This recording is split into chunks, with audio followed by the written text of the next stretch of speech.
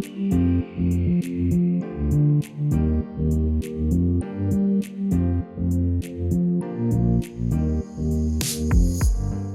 you for having me, having this opportunity to talk about our child, Chloe. Chloe is one of 4 children. Chloe was diagnosed with a rare genetic disorder known as Angelman syndrome. It's rare, very rare genetic disease that affects 1 in 15,000. Chloe was first diagnosed with Angelman syndrome at the age of 1 year. And when she was born, we realized very early on that she seemed to have some challenges that seemed a little bit abnormal, but Angelman syndrome doesn't present, that early. Support was very critical in her development. It started really early on. At the 6-month age, when it was realized that she was having difficulty moving around physically.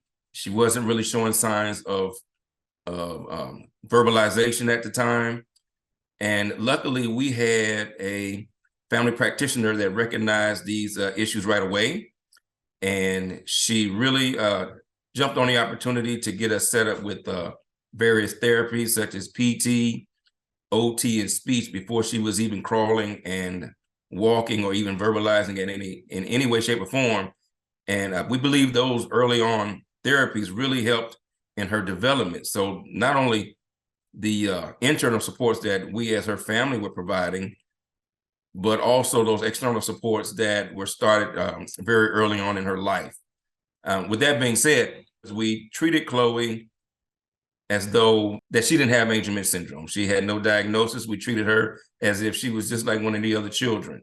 We gave her all the opportunities that, that they had, and whichever ones that she could accomplish, we supported those. We didn't try and hold her back. We didn't try and just follow the diagnosis, which was a very grim diagnosis that she received from her geneticist. It was one of those diagnoses where they tell you to take your child home, love on your child, give your child all the help and love and support you can, and just, be there for your child instead of the more positive outlook on what can my child do? What will Chloe be able to do? And with the support of family, with the support of good and efficient and attentive doctors and specialists such as geneticists and further additional geneticists and neurologists and various therapies that she's received. She was also recommended to attend a school that was specifically designed for special needs children here in Kalamazoo, Michigan. And she's attended that school since she was 2.5, even before she was able to walk. And the therapies and the technologies that they utilized at this school were paramount in her developing and her being able to walk by the age of 3. And at this point, she's very proficient with a tablet. She uses a PEX board to communicate. She can utilize the phone as far as utilizing that to communicate via pictures and sound.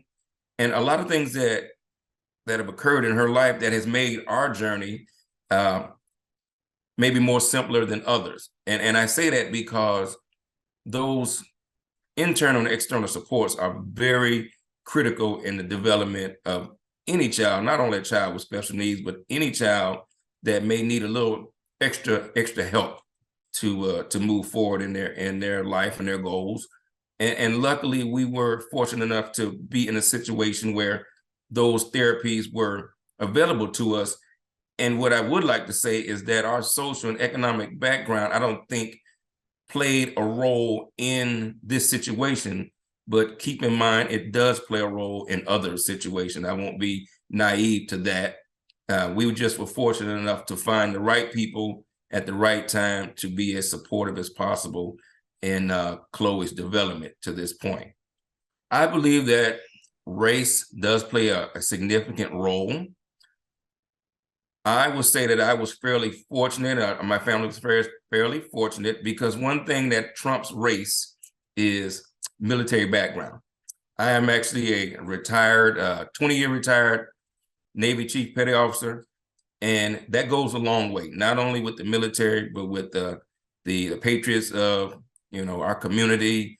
And I think that gives a sense of respect that at times can trump what the negativity that race can bring along. Now, with that being said, I have noticed and I've been aware, and I've actually been in the sector where special needs children and various programs are utilized, and I have seen, where underserved communities and race, Black and brown folks, can be affected by this in several ways. One being not being aware of the programs that may be available to their children and their family. Two, not realizing that they too are just as important in this world, and that they should be able to receive those therapies without pushback, without a concern that the therapies and supports, external supports that are available to everyone else is also available to them. In our instance, I just don't believe that was a big role. Race played that much of a role for us because, we I guess, found the right people again at the right time. But again, I won't be naive in saying that is the situation for everyone, which is not. Chloe has opened our eyes and opened our hearts and minds to a world that we probably didn't realize existed.